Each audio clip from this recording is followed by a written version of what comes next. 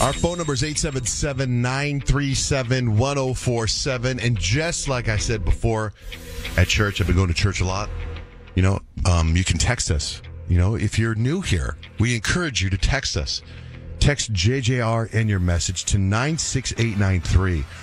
We will give you a John J. and Rich Bible, which can, and that Bible is johnjandrich.com, where you can learn everything about our radio show. You're home. Text us. Text JJR and your message to 96893. Yeah, I can't believe it's October. I just happened the other day. It was so weird because it was like October and I walked outside and I was like cold for a second. Yeah. But then I was like, not really. And then it was hot. I know. And then I was at this pumpkin patch. I was at this farm, Vertuccio Farms. We did this thing with Love Up and foster kids. And, my wife's behind the whole thing where you get there's these kids that they need to find homes. They're in foster homes. So we get them all made up and makeup and hair, and we give them clothes. And then they go on a website, a Heart Gallery, where potential parents literally go and look for these kids to adopt them. And while I was on the farm, my friend Kono, who owns the farm, comes up to me and says, "You want a pumpkin? Take a pumpkin home." I'm like, "No, God, no, I don't want a pumpkin." Because all I can think about is at the end of Halloween when the pumpkins are all mushy and you want to get rid of them. Correct. Like I want to just skip over Halloween.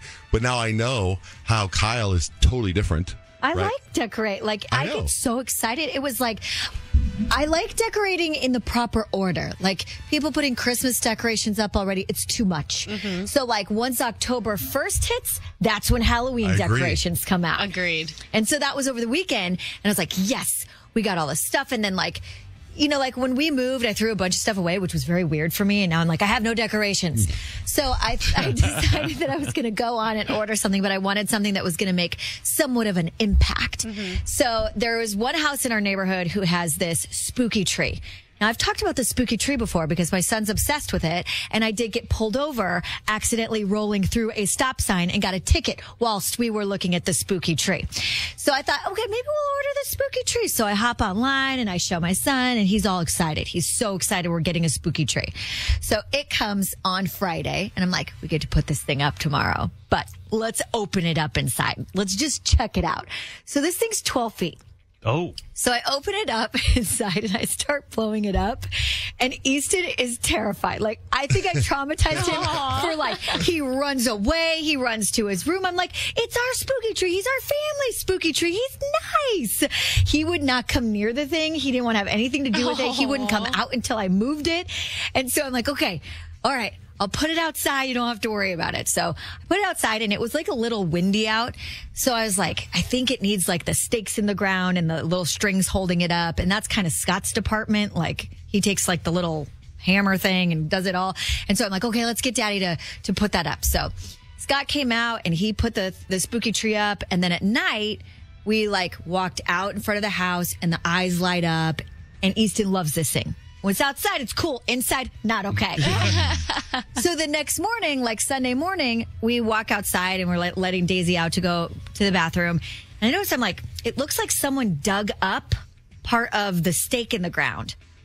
It's a legit hole around the stake, and the rocks are up on our patio. And I was like, was there some sort of animal that came and was not in? Maybe the animals don't like the spooky tree. I don't know.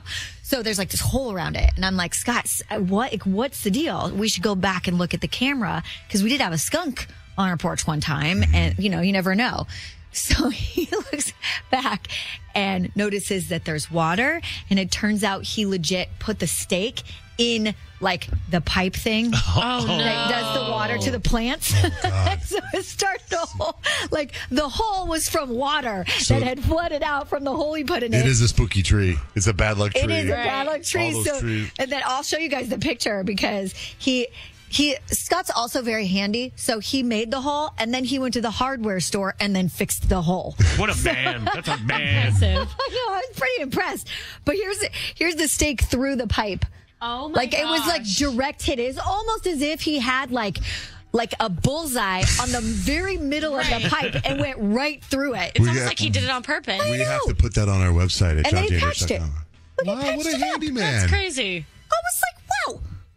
I knew I married you. Impressive. I knew I I was married going to you. think that after seeing the spooky tree in the house, Easton grows up to be like a lumberjack and kill trees. I hate might. trees. Like his He might. origin villain story. You know, the people that kill, it's always because of the mom. My mom brought home A a lot of tree. pressure.